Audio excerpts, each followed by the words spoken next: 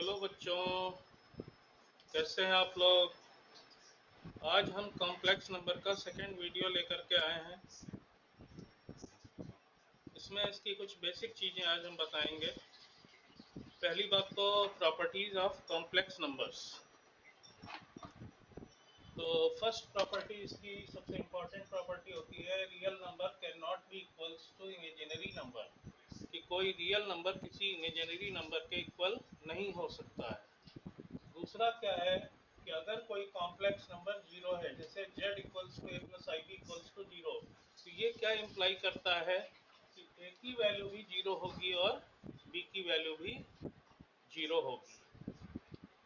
तीसरी important property, the complex number, if two complex numbers are equal then their real parts are equal and their imaginary parts are equal. Means कि अगर कोई complex number, ये कल भी हमने बताया था पिछले वीडियो में जब लाइव किया था, कि अगर कोई complex number x plus i y equals to दूसरा complex number a plus i b है, तो x इक्वल्स टू a हो जाएगा and y equals to b हो जाएगा। अब इसका ग्राफिकल रिप्रेजेंटेशन हम लेंगे। तो सबसे पहले इसको हम कैसे डिफाइन करेंगे कि definition of complex number in terms of ordered pairs. The complex number z equals to x plus i y is defined by the ordered pair x, y। तो हम ग्राफ में दो एक्सेस ले लेते हैं, लाइक कुछ इस तरह से। ये x एक्सिस होता है और ये y एक्सिस होता है। x को हम इसको रियल एक्सिस मान लेते हैं और y को हम इमेजिनरी एक्सिस मान लेते हैं।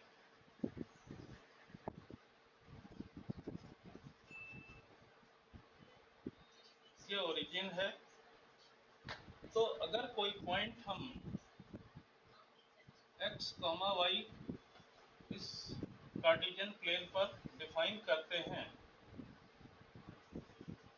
तो ओरिजिन को इससे मिलाने वाली लाइन ये कॉम्प्लेक्स नंबर z को रिप्रेजेंट करेगी। क्योंकि ये रियल पार्ट है, ये x हो गया, ये y हो गया, तो z इक्वल्स टू क्या हो जाएगा, ये इमेजिनरी एक्सिस है तो x प्लस आई वाई हो जाएगा। और इस लाइन की लेंथ मॉड ऑफ z को रिप्रेजेंट करती है, मॉडुलस ऑफ z। तो वो देखिए कैसे होगा कि ये O पॉइंट था, इसको हम A पॉइंट कह दें, इसको B कह दें।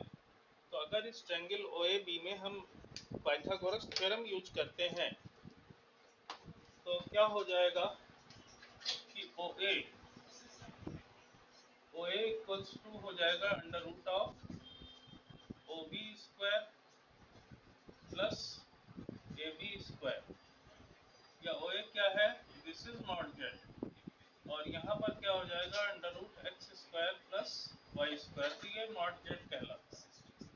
दूसरी चीज होती है argument, modulus of complex number. दूसरी चीज होती है आर्गुमेंट ऑफ कॉम्प्लेक्स नंबर।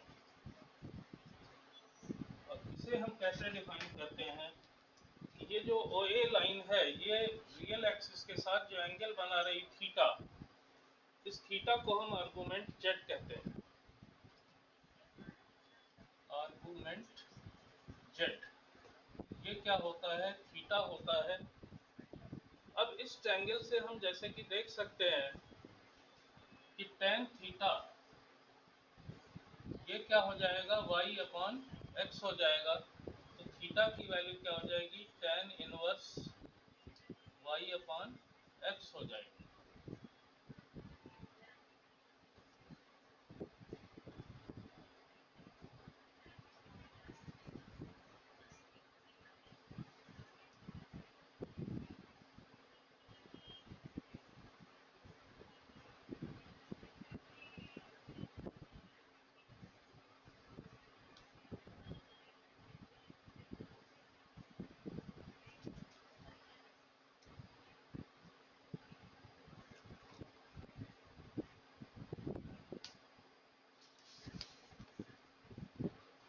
अब हम next operations on complex number ले रहे हैं, उसको भी आप देखिए समझिए। ऑपरेशंस ऑफ कॉम्प्लेक्स नंबर के लिए हमने सबसे पहले दो कॉम्प्लेक्स नंबर मान लिए, एक Z1 एक Z2। Z1 क्या है x1 plus i y one, और Z2 क्या है x2 plus i y to. अब अगर हम एडिशन की बात करते हैं तो addition means Z1 plus Z2 हो जाएगा x1 plus i y one plus x2 plus i y two. तो इसमें रियल पार्ट में ऐड हो जाएगा, x1 प्लस x2 हो गया। इमेजिनरी पार्ट्स में से i कॉमन हो जाएगा तो y1 प्लस y2 हो गया। इसी तरह से एक चीज हम बोल सकते हैं negative of complex number. If z is x plus i y then it's negative क्या हो जाएगा, माइनस z। तो माइनस जेड होगा तो इसका दोनों का साइन चेंज हो जाएगा, minus x plus i into minus Y.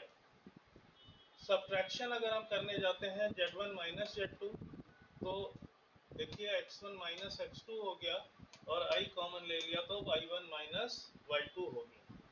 Then next आता है एडिटिव इनवर्स। अगर Z2 is additive inverse of Z1 तो क्या होगा कि Z1 प्लस Z2 0 होगा या Z2 equals to minus Z1 होगा। Next multiplication. मल्टीप्लिकेशन मीन्स कि Z1 इंटू Z2, तो x1 plus i y one into x2 plus i y two. तो जो नॉर्मल हमारे मल्टीप्लिकेशन के रूल होते हैं पॉलिनोमियल के, उसी को हम यहाँ यूज करेंगे कि ये पहले x1 से हम दोनों को मल्टीप्लाई करेंगे, फिर आई वाई वन से करेंगे तो x1 x2 plus x1 y2 into x1 y2 into आई। फिर इससे हमने किया तो i इंटू x2 y1, और फिर इससे किया तो plus i square y1 y2। But we know that i square की वैल्यू ये -1 होती है, तो जहाँ भी आई स्क्वायर आएगा वहाँ पर हम माइनस कर देंगे या -1 कर देंगे, तो इसलिए ये टर्म नेगेटिव हो गया। तो x1 x2 एक रियल पार्ट था इसका, ये भी रियल हो गया, तो माइनस y1 y2 प्लस आई इसमें से और इसमें से दोनों में से हमने आई कॉमन ले लिया, तो i into x1 y2 plus x2 y1 हो गया। इसी तरह से अगर हमें दो कॉम्प्लेक्स नंबर्स को डिवाइड करना है तो x1 z1 upon z2 x1 plus i y one upon x2 plus i y two है, तो इसमें हम क्या करेंगे, डिनोमिनेटर के कंजुगेट से न्यूमरेटर और डिनोमिनेटर दोनों को मल्टीप्लाई कर देंगे। तो डिनोमिनेटर क्या था x2 plus i y two, it's conjugate will be x2 minus i y two. तो इससे हमने ऊपर नीचे मल्टीप्लाई कर दिया। देन जैसे पीछे हमने मल्टीप्लाई किया था वैसे ही यहाँ करेंगे, तो x1 x2 minus i x1 y2 plus i x2 y1 minus i square y1 y2 आया। नीचे क्या हुआ कि a plus b a minus b means a square minus b square लग जाएगा, तो x2 square minus i square y2 square हो।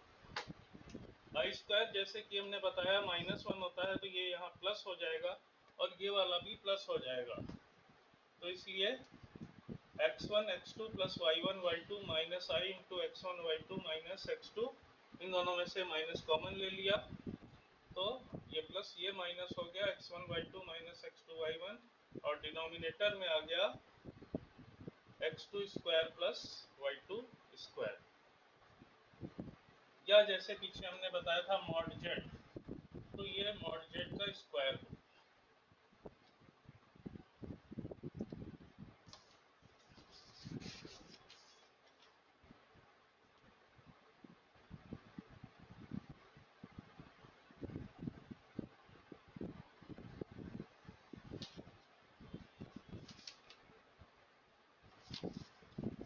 Next हम लेते हैं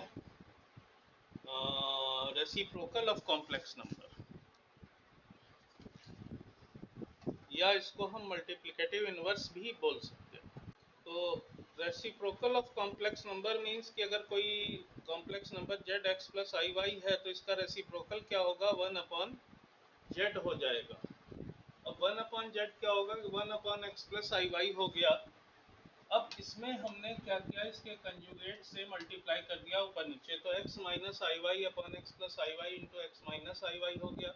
लेकिन ये जैसे कि हम जानते हैं इसकी value x square plus y square होती है, तो 1 अपॉन जेड क्या आ गया, x minus i y upon x square plus y square. लेकिन ये जो x माइनस आई वाई है ये क्या है, कंजुगेट ऑफ जेड है, इसको हम जेड बार से डिनोट करते हैं, तो ये जेड बार हो गया।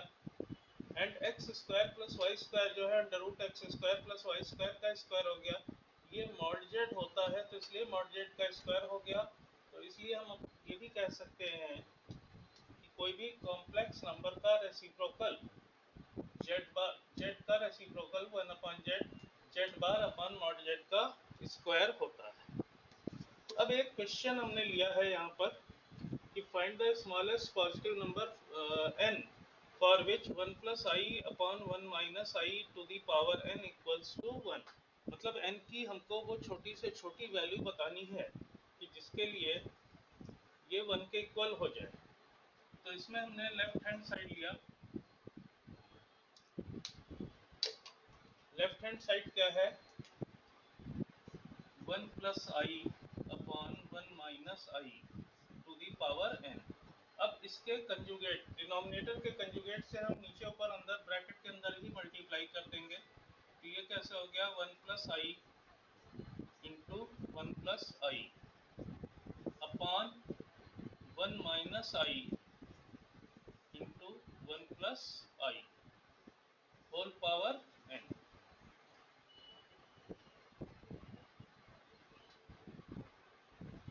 अब ये तो 1 प्लस आई का होल स्क्वायर हो गया, 1 प्लस आई का होल स्क्वायर हो गया, और नीचे क्या हुआ, 1 square minus i square, but I square क्या होता है, -1 होता है। तो -1 यहाँ रखेंगे तो 1 प्लस 1 2 हो जाएगा। अच्छा, ऊपर हमने स्क्वायर खोला a plus b whole square का फार्मूला लगा करके, तो 1 plus i square plus 2 i, नीचे क्या हो गया, 1 प्लस 1 हो गया पावर n। आई स्क्वायर -1 होता है तो ये क्या बन जाएगा, 1 माइनस 1 प्लस 2 आई अपॉन 2। ये 1 1 कैंसिल हो गया, पावर n, 2 से 2 भी कैंसिल हो गया, ये आ गया आई टू दी पावर n। अब आई टू दी पावर n आ गया तो इसकी कम से कम वैल्यू, कि जिसके लिए इसकी वैल्यू 1 के बराबर हो जाए, तो हमें पता है कि आई टू दी पावर 4 ये 1 होता है, तो इसलिए n की वैल्यू क्या हो गई, 4 हो गई। तो दैट्स ऑल फॉर टुडे। बाकी आगे की चीज़ें हम कल नेक्स्ट वीडियो में लेंगे। Till then subscribe my channel alpha tutorials 888 and press the bell icon so that you may get regular updates। हाँ, ये चैप्टर ख़त्म हो जाता है। इसके बाद वैसे हमने पहले भी ट्रिग्नोमेट्री का कुछ बताया था, लेकिन दोबारा से हम ट्रिग्नोमेट्री स्टार्ट करेंगे चैप्टर 3। कई बच्चों की डिमांड भी थी। हाँ, अगर आपकी कोई और डिमांड हो तो आप यहाँ पर कमेंट में लिख सकते हो। टिल देन जुड़े रहिए हमसे, और अच्छे अच्छे कंसेप्ट्स हम आपको बताते रहेंगे।